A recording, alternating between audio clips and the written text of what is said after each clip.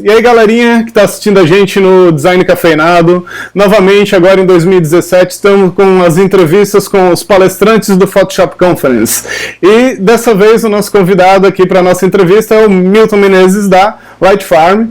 Então, e aí, tudo certo, Milton? Tudo certinho. E aí, cara? Então, novinho e já bem rodado, né, cara? Cara, eu não sou tão novinho não, cara. Eu vou fazer 32 anos. Tá na faixa, 30 e poucos, tá tranquilo. Eu comecei cedo. Beleza, então, começou cedo. Como é que tu começou na área criativa, cara? O quê? Mais ou menos. Na faculdade? Como que tu começou a ter interesse por isso e mais ou menos como que foi o teu degrau de aprendizado, assim, na área? Cara, eu sempre gostei de desenhar, igual até aí toda criança, né, mas... Então eu queria fazer alguma coisa com desenho, eu não gostava de nada no colégio, achava tudo um saco, eu gostava das matérias de desenho, mas no grau não tinha desenho. Todo mundo falava que desenho não ia dar em nada, que não é uma área boa, que você não ganha dinheiro. Aí eu ficava naquela, né, pô, eu gosto de ter uma parada que não é maneiro, que não vai dar dinheiro, mas eu era meio teimoso e eu preferia ficar pobre desenhando do que ter dinheiro fazendo qualquer outra coisa. Então eu, no segundo grau, os professores já nem falavam comigo, assim, eles olhavam, eu tava desenhando eles faziam aquela cara assim de tu não vai ser ninguém, né?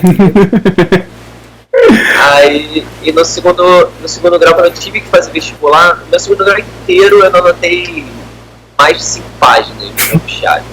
O puxado era só desenho, assim, eu realmente fiquei o balde, eu tinha certeza que não era o que eu queria, mas eu também não sabia o que eu queria, então eu fiz faculdade para interpretação, para belas artes, para cenografia, vestibular, né? E eu passei para todas essas, porque arte é muito fácil passar. Se você não zerar em nenhuma matéria e passar no teste prático, é muito fácil passar. Então eu escolhi belas artes na UFRJ, porque lá eu ia poder fazer múltiplas disciplinas. E eu sempre fui muito rebelde, assim, eu não liguei para carga horária nenhuma, assim, eu fiz as matérias que eu queria. Assim. Eu fazia gráfica, eu fazia direção teatral, tava rodando na faculdade, a galera, meus professores da faculdade também tinham a mesma impressão sobre mim, eles olhavam pra mim com aquela cara de não vai ser. Cara, tu não vai conseguir nada, tu pega uma matéria aqui, faz indumentária, faz cenografia, você não tá seguindo um curso. Só que paralelamente eu tinha uma coisa de design que eu fazia, porque eu era ator, então eu fazia meus cartazes das minhas peças, e aquilo que eu dava menos importância foi o que se demonstrou, aquilo era meu verdadeiro caminho. Só que eu não percebia, eu fui fazendo cartaz aqui, cartaz ali, fazendo freelinha aqui. Só que aí, rapidamente, eu lá com 16 anos na faculdade, 17, eu comecei a fazer freela para uma espécie de teatro bacanas e tal. Chegou um ponto que eu vi que o meu lance não era nem belas artes, não era nem ser ator, era mais design. Aí eu comecei a focar no design. E aí chegou um ponto que eu fui convidado para trabalhar na Platino, que era um estúdio de pós-produção. A gente tinha trabalhado na faculdade como fotógrafo, já tinha rodado algumas microagências por aí, mas aí eu acabei caindo na Platino, que era um estúdio de pós-produção, de 3D, muito famoso na época, ainda é, e eu tinha 20 anos, 19 para 20 anos. Então foi assim que eu acabei caindo nessa área, e eu curti muito mais a área de produção do que de agência horrível. Eu achei muito ruim. Somos dois.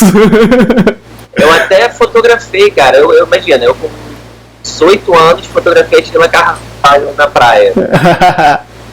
Porque tinha um cliente que tinha dinheiro, pagou a Sheila Carvalho, mas não tinha dinheiro pro fotógrafo. O cara tem dinheiro pra Sheila, não tem dinheiro pra pagar a foto, é foda. É maneiro, cara. Eu sempre caí nessas roubadas, assim, que eu tinha que resolver. know-how para fazer, mas eu não tinha medo. Eu ia fazendo, fazia cara de quem sabia o que estava fazendo. E nem agora, cara, eu tô aqui, a gente vai fazer um build aqui agora. E eu nunca fiz build, mas está fazendo, vai saindo, normal. É aquele negócio, no começo pode até ficar estranho, mas não tá pronto. Quando ficar bonito, quer dizer que tá pronto. Exato, quando não ficar bom é porque não tá pronto, exatamente. Bacana. E a ida pra Light Farm, como é que foi? Pra Nova Zelândia? Isso. Eu tava na Platina, eu trabalhei muito tempo lá, 6 anos, 5 ou 6 anos, acho que não chegou a 6, 5 ou 6 anos, 5 anos e meio, vamos dizer. E eu tava, assim, um pouco me sentindo estagnado, cansado da mesma coisa, né? 6 anos no mesmo lugar e na época não tinha tanta concorrência, não tinha outros estúdios que pudesse ir, eu nem tava afim de trocar para outros estúdios, não tava afim de ir para São Paulo. Eu nasci no Rio, então eu não combino com São Paulo, apesar de que eu adoro ir para São Paulo, mas eu sou do Rio, apesar de eu ter nascido em Minas Gerais. Eu gosto desse lugar aqui, eu combino. Então eu não imaginava indo para São Paulo. Daí eu mandei meu portfólio para todos os estúdios que eu conhecia. Tinha um site chamado Production Paradise, ou... Não, mentira. Art Bias Bible. Alguma coisa assim. Um site que listava todos os estúdios. Cara, eu vou mandar para todos esses aí. Mandei para todos e eu não estava disposto a ir para o país para uma entrevista. Eu falei, cara, é tudo ou nada. Ou você me leva ou nem vou. Porque eu não, além de não estar a fim de gastar grana para ir para o país só para ter a entrevista, eu queria saber se a galera estava realmente aqui. Então, no fim de... perdão. Acidentes. No fim de toda esses e-mails todos que eu mandei, né, foi um intervalo de um mês. Assim, alguns responderam, falaram, irado, vem fazer uma entrevista, eu não queria isso. A galera que estava afim mesmo de contratar sem nem saber como é que era a minha cara, foram 3 estúdios. Foi a Vicom, de Londres, um estúdio chamado XYZ de São Francisco. E, por último, depois de um mês, a Light Farm respondeu, falando que estava afim, enfim, entrou em Skype, reunião de Skype, que foi o estúdio que pareceu mais afim de me levar mesmo. Falou, não, vamos lá, a gente faz o contrato. A galera da Recall e da XYZ estava meio enrolada, assim. E uma coisa que se uma empresa nunca fez, nunca chamou ninguém, é meio chato mesmo. Você tem que ter um advogado, tem que entender como é que é a lei do seu país para você levar um funcionário. E na Nova Zelândia, por mais fácil que seja, a UETA deixou muito fácil para levar a gente para Nova Zelândia, porque eles mudaram a lei, eles agitam tanto a economia que eles conseguiram mudar a lei para pessoas de animação entrarem. Então eu entrei nesse filão, eu de Photoshop entrei na Nova Zelândia como animador. E tem outros países, enfim, cada país tem o seu jeito, né, de levar. Mas de todo jeito, uma empresa ela precisa anunciar a vaga para ver se alguém do país não pega aquela vaga. E na Nova Zelândia, enfim, não tem muita gente de lá. São 4 milhões de habitantes. 4 milhões de habitantes, quanto você tira que são bons artistas? No Brasil, com 200 milhões, já conta... já é bem complicado. Quantos realmente dão sangue, se dedicar para isso. Então lá eles anunciaram a vaga, obviamente ninguém apareceu, deve ter posto no jornalzinho meia hora de lá e não apareceu ninguém. Aí eu fui e eles por acaso chamaram o Rafael também, porque eles me perguntaram se fazer 3D. Eu falei que não fazia 3D, mas que o meu amigo fazia.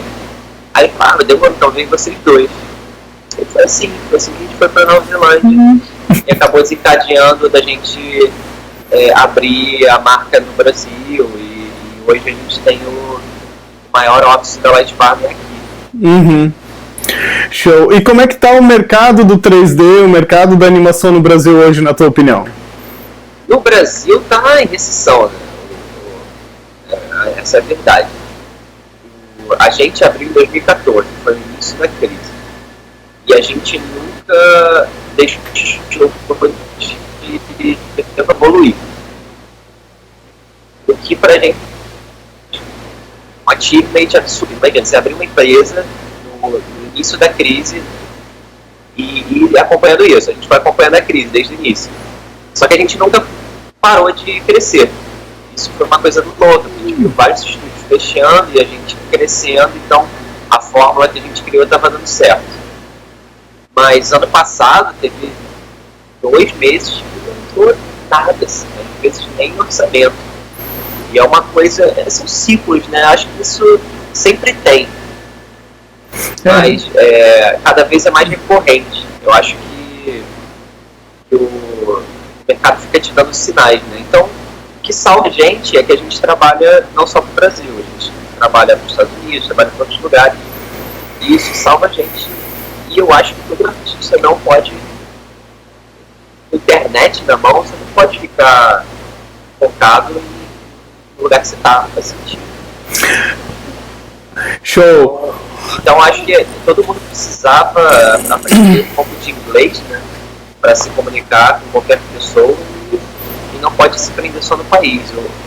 Mas o Brasil é muito bom, cara. O Brasil tem jobs muito legais, é um mercado com um volume muito grande de trabalho, orçamentos menores comparado, sei lá, aos Estados Unidos, por exemplo, que é a maior cidade do mundo. Mas tem um volume muito grande aqui, você faz muita coisa, beleza, orçamentos menores no geral, mas você faz muito. Então o Brasil tem isso de legal. Mas não tá fácil, realmente com a crise não tá fácil ficar só no Brasil. Então você tem que abrir um leque. É o que tá dando certo pra gente. Bom, eu também trabalho na área de criação e etc. A gente usa muito a internet. E o que você acha agora? Não bate um desesperozinho essa limitação da nossa internet agora que tá saindo? Cara, isso, olha só, eu não me bate desespero pelo seguinte, porque na Nova Zelândia era limitado. Eu conheço outros países de primeiro mundo que são limitados. A internet é limitada. O que acontece? Você tem um pacote de dados. Lá isso foi muito louco, porque quando a gente foi pra lá, aquela história, você está acostumado a baixar tudo quando você quiser. Mas ao mesmo tempo o serviço é uma porcaria, porque às vezes surge uma internet nova, vamos dizer, Team Live. Aí é incrível, internet maravilhosa, porque tem poucos usuários, eles devem ter uma puta infra. Aí começa a fazer sucesso, aí entra 1 milhão de pessoas, que nem aconteceu na net. Aí, o que adianta? Assim, eles não vão evoluir a infraestrutura deles para cada pessoa que entrar, porque pode ser que tenha um drop. Então eles mantêm a infra, vai soltando de gente e a qualidade fica um lixo. Aí, assim, se eles limitarem a internet, mas que a internet seja justa, por exemplo, na Nova Zelândia a internet era 1000 vezes mais rápida que aqui, só que era limitada, eu preferia de lá, que era limitada, mas que me dava um bom serviço. Aqui todo o serviço de internet que a gente compra é uma situação desagradável, porque nunca atende, nunca é estável, enfim. O medo é de limitar a internet e de continuar ruim. Aí vai ser foda. Então assim, eu entendo o medo das pessoas, mas se limitar e a internet for dedicada, for boa, estável, eu não, essa boa, sei lá. Eu não tenho tanto medo disso, assim. Mas é estranho mesmo, dá uma atenção. Bacana. E a galera que está começando agora, que vai querer mexer com animação, vai querer mexer com pós-produção, o que tu acha, por onde que a pessoa deve começar, na tua opinião?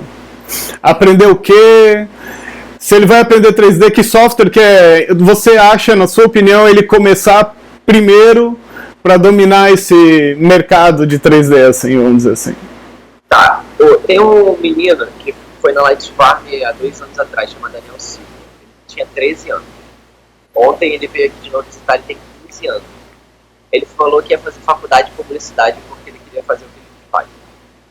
falei para ele não fazer publicidade, porque publicidade é muito vago. Dificilmente ele vai ter alguma matéria que ensine o que ele precisa saber para fazer o que ele faz. Ele vai aprender um monte de matéria desnecessária. Lógico, tudo se aprende, não é em vão, mas não é o mais eficiente que ele pode fazer. Eu falei para ele que a melhor coisa que ele pode fazer, se ele sentir a necessidade de ter um professor ali, que tem gente que é assim, né? Não aprende sozinho, precisa de alguém para dar a mão e seguir. Eu entendo isso, no início você fica meio perdido, não sabe para onde ir. É legal ter um guia. Nesse caso, eu recomendo cursos técnicos, MBAs, ou até, sei lá, esses Infinetes da vida, ou a Veiga de Almeida, que tem um curso de 3D. Eu não fiz esses cursos, mas eu ouço falar coisas boas desses cursos. A própria Miami Ed School, que eu dou aula, e a Granada de Farm dá aula, enfim, você tem professores que são do mercado, isso é o mais importante, né? Você tem professores que são do mercado, porque tem muito professor que é ex-aluno, nunca entrou no mercado e está dando uma aula que não é realista com o mercado. Agora, se eu tivesse que indicar para qualquer pessoa o curso mesmo, eu ia falar para usar a internet, cara, para aprender inglês primeiro. Aprender inglês, se você tiver o benefício de viajar ao mundo, vamos supor, você tem uma grana, vamos fazer 6 meses de curso de inglês em qualquer lugar, assim, pensa um país aí que o custo não seja tão alto, sei lá, uma Irlanda da vida, até a Nova Zelândia é meio carinha. Não sei, eu acho muito importante para curso de inglês não fazer no Brasil. Se possível, ou fazer com uma professora americana, se você tiver o privilégio. Mas se você fizer 6 meses de curso fora do país, vale muito mais do que ter 50 anos aqui no Brasil. Que é a mesma história de 3D e Photoshop. Curso de inglês aqui no Brasil geralmente é com ex-aluno. Você não vai aprender dessa forma. Você tem que aprender com alguém que não fala português. E de preferência não ter amigos brasileiros lá fora. Ouvir português atravessar a rua. Porque você tem que se imergir na cultura, você tem que ficar perdido. Você tem que ficar sem entender nada. Porque se você não passar por isso, você não aprende. Então acho que o mais importante de tudo, não importa a profissão, é aprender inglês. E depois disso, o céu é o limite, porque a quantidade de tutorial que você tem na internet de inglês é infinito. Ao invés de pagar a faculdade, que vai ser o quê? A faculdade particular R$1.000, o curso técnico é no mínimo de 500 pratas, um curso ruim. Você vai estar gastando uma puta grana que você podia juntar e pagar um cara realmente do mercado, um cara que trabalha em Hollywood, um cara que, um Alex Oliver, um cara rica da sua área, você escolhe o cara que você quer. Eu quero ser igual a esse cara. Aí você descobre que o cara tem um tutorial e segue o cara, só que na maioria das vezes ele não está falando português, então tem que aprender inglês, não tem como, e ficar só no português é muito limitador, assim, até independente da área, o português é muito limitado de conhecimento. Sim.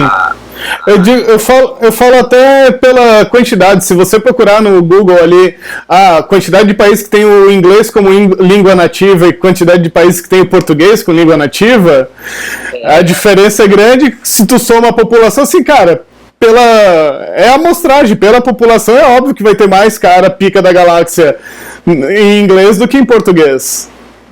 E mesmo a galera que não fala inglês, tipo eu, assim, tipo língua oficial, né? Eu não tenho inglês como língua oficial.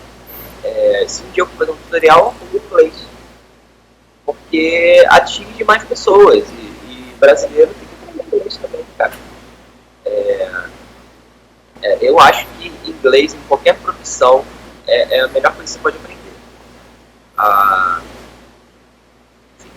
Então, eu acho que a internet é uma fonte ilimitada de conhecimento. É muito melhor do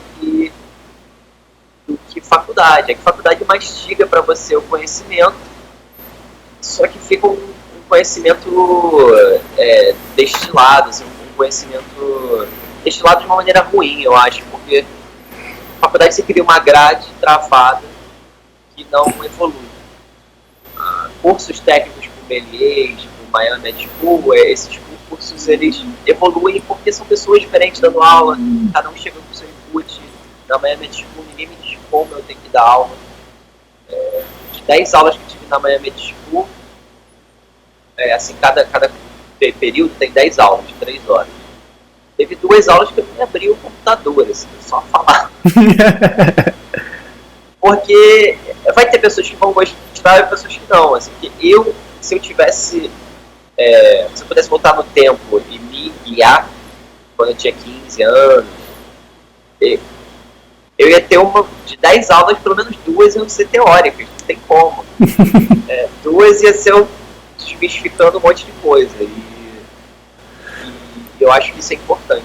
Agora, a faculdade é difícil, cara. É um curso muito travado. Eu não sei hoje em dia, assim, eu não sei a Veiga de Almeida. Por exemplo, no meu tempo nem existia a Veiga de Almeida no curso de 3D. Eu não sei hoje, mas eu ouço muito bem falar de cursos técnicos. Eu vejo gente boa saindo de cursos técnicos só que melhor ainda, eu vejo gente boa saindo do nada. Saindo de curso de internet, saindo do seu quarto. A galera já sai do quarto pronto. Ou isso, ou você cai num estágio em alguma empresa. Aí eu acho que é o melhor curso que você pode ter. Você entrar num estágio numa empresa e aprender na marra. Eu acho que não tem nada... você aprenda mais rápido. Sem falar pela troca que o cara tem com um profissional que está mais tempo com ele, né? Aquela troca, essa sinergia que dá do aprendiz com o profissional que está mais tempo ali, o cara evolui muito rápido.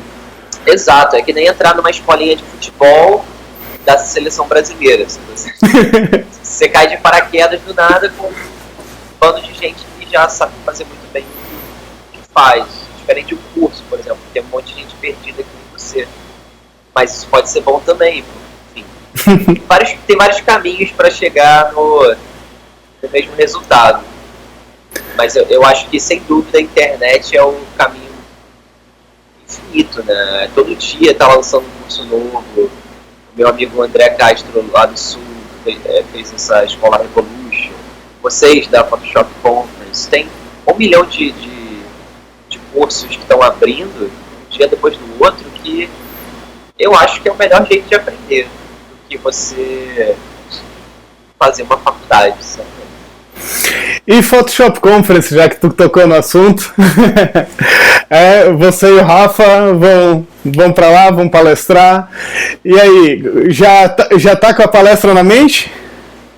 Cara, pela primeira vez eu não tô com nada na mente. E por causa disso eu acho que vai ser a melhor palestra.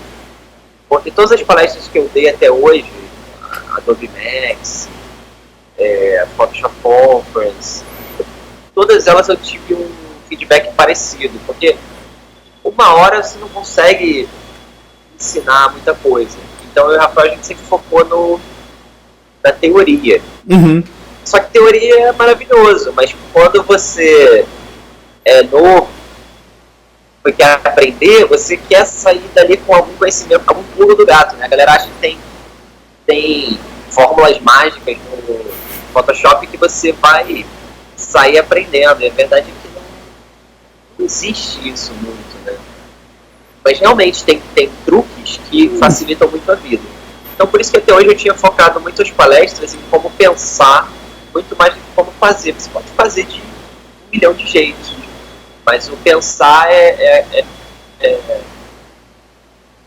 enfim, você acha, vamos dizer assim, tutorial de como clarear, tratar uma pele, 50 maneiras diferentes. Todas elas vão levar a resultados similares.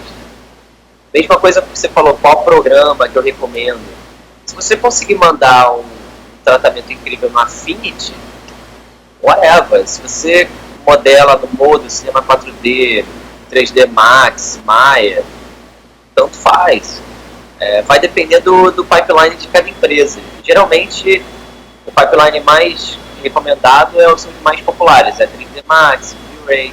Mas, por exemplo, a Lightfarm está contratando 3D e usa Cinema 4D, Modo, Octane, pipeline totalmente diferente do mainstream. E a gente decidiu que era mais jogo pra gente, o que a gente queria, na velocidade que a gente queria. Só que tem prós e contras. Tem vezes que a gente pensa assim, pô, a gente se deu bem em vários aspectos, agora aqui se eu tivesse um V-Ray, eu estaria muito melhor do que eu tô. Mas voltando ao lance da palestra, eu dei muita palestra sim, né, de conhecimento teórico. Dessa vez eu quero chegar e fazer um papo de bar, assim. Os papos que eu tenho com o Lucas Rosa muitas vezes, quando eu vou pra casa dele, a gente fica trocando ideia freestyle. Até gostaria de um dia estar numa palestra com o Lucas, pra gente poder fazer esses papos que a gente tem entre a gente e deixar a galera assistir. Porque é muito maneiro. Você fala, pô, como é que você faz, sei lá, uma coisa idiota, como eles têm. Como é que você limpa a sujeira das coisas? Ele vai ter o jeito dele. Ele tem um jeito muito sinistro, enfim, que hoje em dia é bem popular, de dar aquaíma, de separar a textura de cor. É uma parada que é incrível, que até hoje eu não aprendi porque eu faço de outro jeito. eu faço pelo câmera raw hoje em dia. Sim. E eu acho que editável, enfim. Eu quero passar esse tipo de coisa pra galera. Tipo assim, as coisas do jeito que eu gosto de fazer as coisas, os meus pequenos truques, que às vezes nem eu reparo que são truques. Eu achava que todo mundo sabia que dava pra fazer retoque no câmera raw. Aí um dia eu falei isso num papo qualquer do Creative Class, que é um grupo que eu conheço, eu lembro também. Também famoso. E eu falei um dia isso num papo, a galera, como assim? Tipo, e não é galera boba, é galera do mercado, galera que é sapa, galera boa. O próprio PP da Wacom, você não é obrigado a saber tudo que tem no Photoshop, você nem é obrigado a usar tudo, cara, do seu jeito. Eu mesmo, há 6 meses atrás, não usava isso. Mas aí eu pensei, cara, eu não aguento mais processar RAW e retocar. Aí eu quero reprocessar, porque ou o cliente não gostou, ou eu pensei melhor, acordei com outra cabeça, agora não quero mais isso claro, aí eu quero voltar no RAW, eu tenho mais controle, só que agora eu perdi o meu processamento, perdi o meu retoque. E o PP tem um jeito de...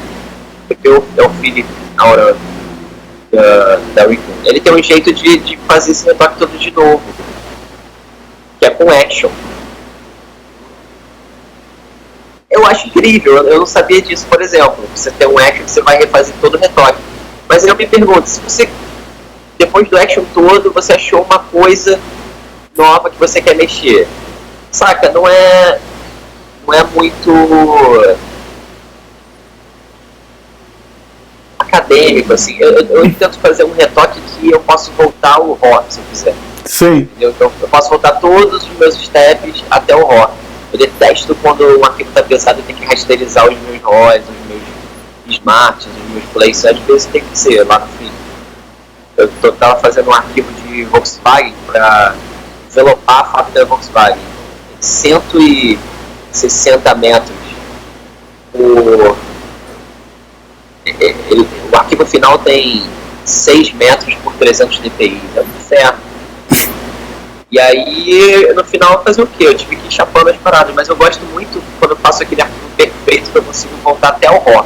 Se o cliente falar, pô, baixa de posição, ou eu consigo voltar lá e tá tudo lá. E com o spot do Google, do RAW, eu consigo fazer isso. Tem várias coisas no RAW que a galera não sabe. Tem ajuste de linhas verticais automático, ajuste de linhas verticais, tem um monte de coisinhas que a galera passa assim, despercebido. Então o Photoshop ele vai incrementando o RAW e ele não te conta. Eu tenho esse hábito já, que tu falou ali de fazer bastante coisa já no RAW, porque eu venho também muito da fotografia, então eu faço tudo que eu puder no Lightroom, no caso, que é a mesma coisa que o Camera Raw, né?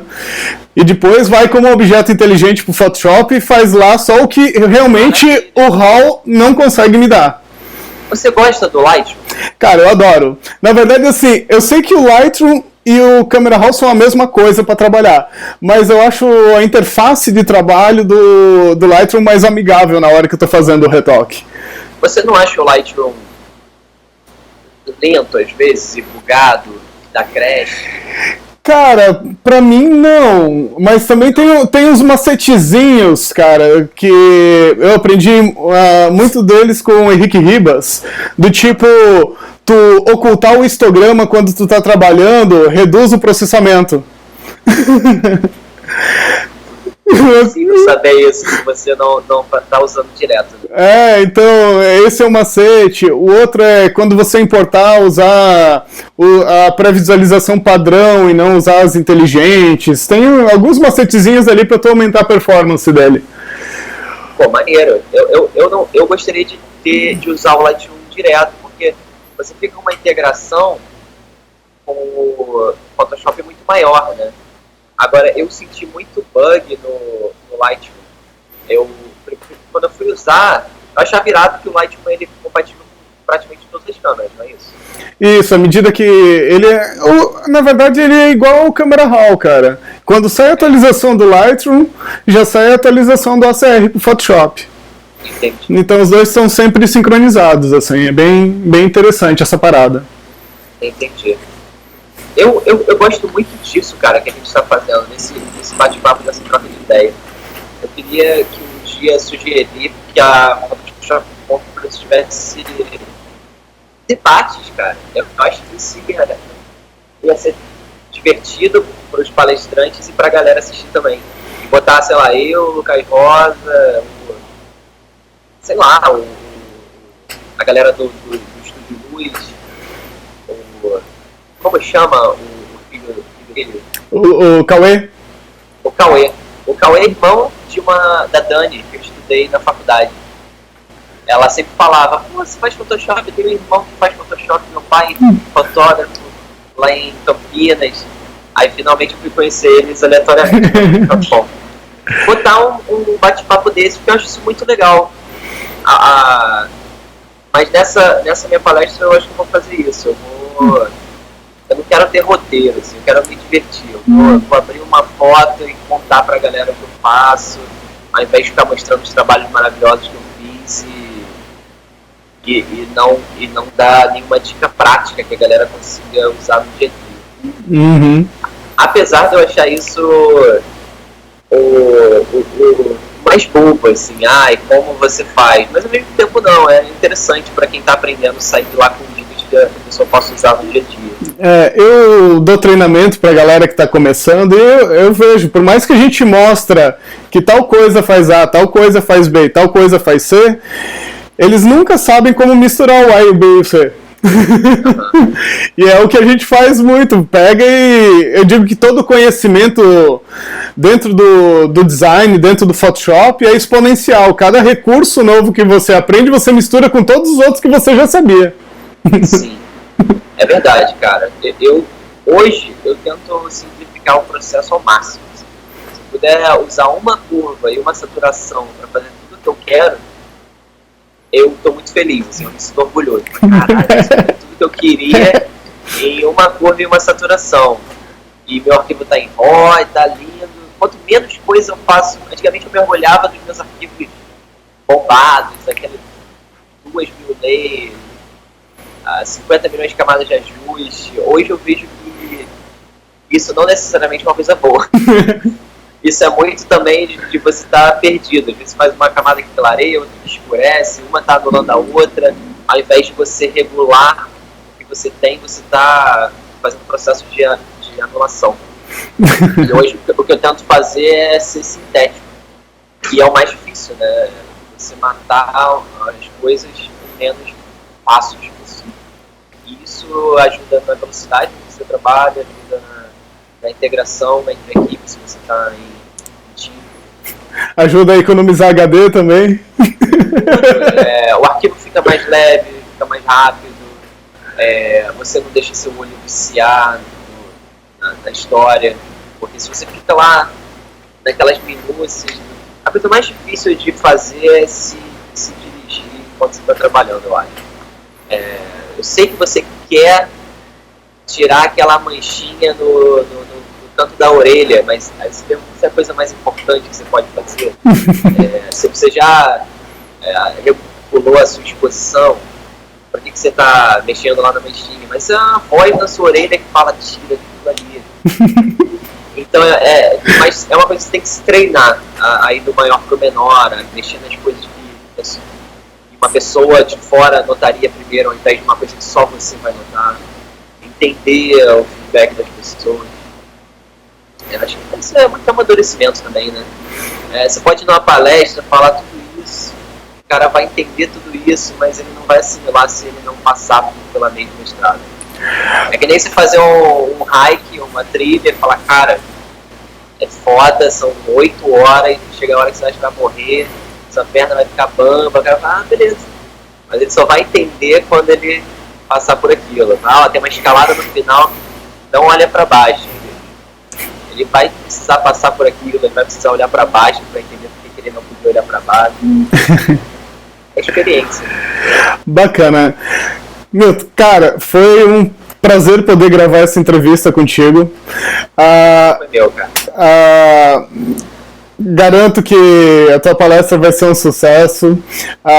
E queria deixar aqui o microfone aberto para tuas últimas considerações, quem quiser te seguir, por onde que te segue. Cara, hoje eu e o Rafa, a gente é Lightfarm. O Instagram da gente é LightfarmBR, o Facebook é Lightfarm Brasil. A Lightfarm tem mais no Facebook, mais no Instagram, mas a gente está integrando isso agora. Todos vão virar o nosso, porque o nosso é maior. E o site está integrado também, é lightfarm.com.